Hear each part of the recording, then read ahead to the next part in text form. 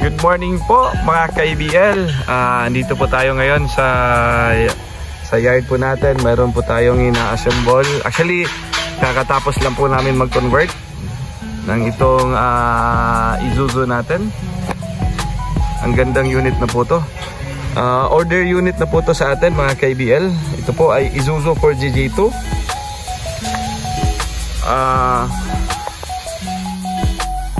3.0 yung makina nito. So ito po ay Molye. Yan po, I-beam po yan. Molye po yan sa loob mga ka-ABL.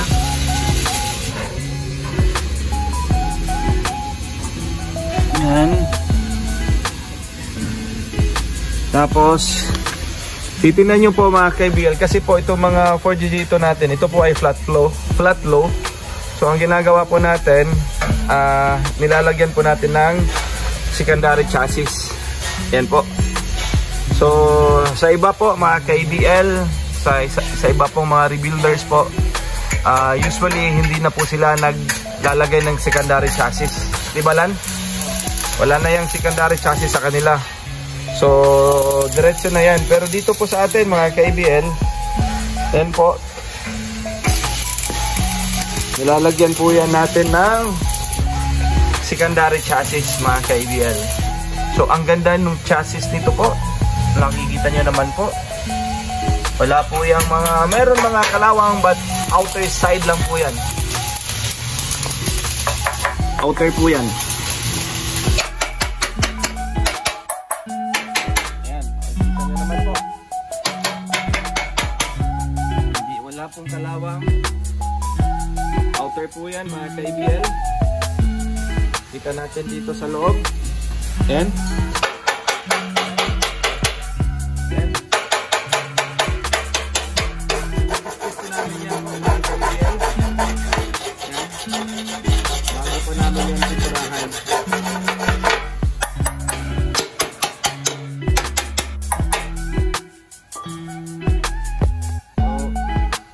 Lan, nice getting a unit. So ayan po mga ka-ABL. So tingnan natin yung chassis nito. So dito po sa amin, pinapakita lang namin po sa inyo lahat. Wala po kaming tinatago sa channel namin, sa makina, sa chassis. So ang gandang unit. Ito po ay mechanical po mga ka-ABL. Dito po sa amin mga ka-ABL, tayo po ay complete recon unit po. Yan, complete recon tayo. So priority namin po dito is yung makina. Yan, ito po yung sa loob. So makikita talaga ninyo, ito po ay bare pa. So yung upuan nito, of course, i-reupholster natin to. Lalagyan namin yan ng foam. Tapos dito sa loob, makikita nyo po. Ayan. So mapapansin nyo po mga ka-ABL, baka sabihin nyo po, bakit may cutting? And of course po, kasi may cutting po to mga ka-ABL. Kasi nga po, sa original Japan po dito is yung manibela to, yung manibela niya, yung steering wheel po mga ka-ABL. Ito po ay nasa right side. Dito po, kasi right hand drive po to mga ka-ABL. So of course, dito po sa Pilipinas, ang ginagawa po natin, nililipat po natin yan sa left. Ayan po. Yan po mga ka-ABL. So ayan, pati na yung kanyang yung shifter, nilipat din natin. Dito po yung original yan, yung kambyada po. So nilipat din natin dyan sa kabila, sa left. So ito po ay power steering at saka power window po mga ka-ABL. Yan. So paglabas nito sa amin, pag napinturahan na to natin, pag napinturahan to, Lan, gwapo naging kayo ni. So ibang iba na to pag lumabas to sa amin. So yan, chassis, nilalagyan po namin. Ito po yung namin, si Alan. Ayan. Alan, say hi, video ta. Yung U-bolt. Pila ka butang U-bolt na to, Lan? 8, patupat. So, ayan. Tangan ka nito? Oh, butangan pa na to. Na. Wala na. Oh, butangan na to na. Oh, kailangan na to. Oh. Bugasan mo ana. Oh, kana. Ang lubot importante. Oh. Oh. So, dito po talaga mga KBL yan. Yung secondary chassis.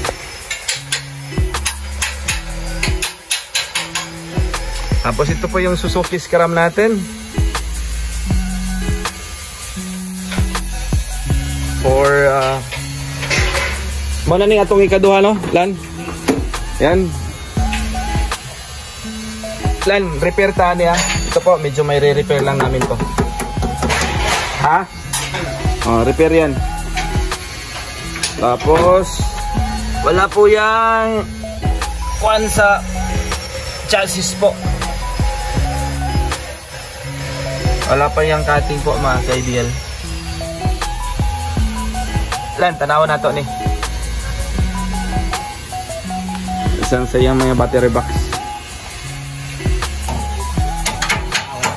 Ha?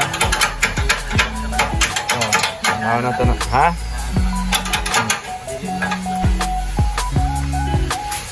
So ito po. So antayin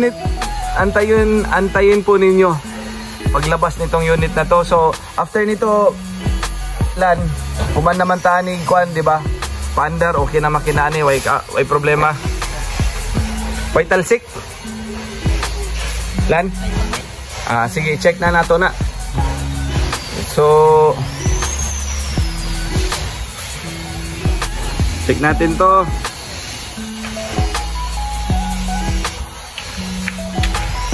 So ayan po mga KBL, yan po yung Isuzu natin.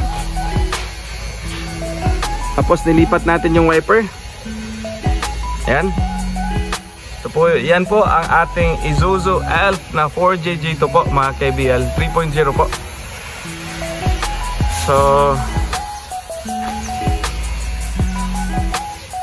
ito po yung single tire natin. Ang ganda itong unit.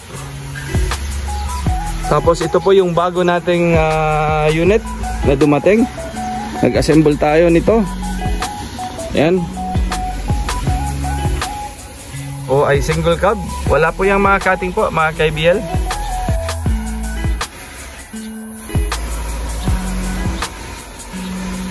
Yung Elf at saka yung double cab mga KBL. So ayan po.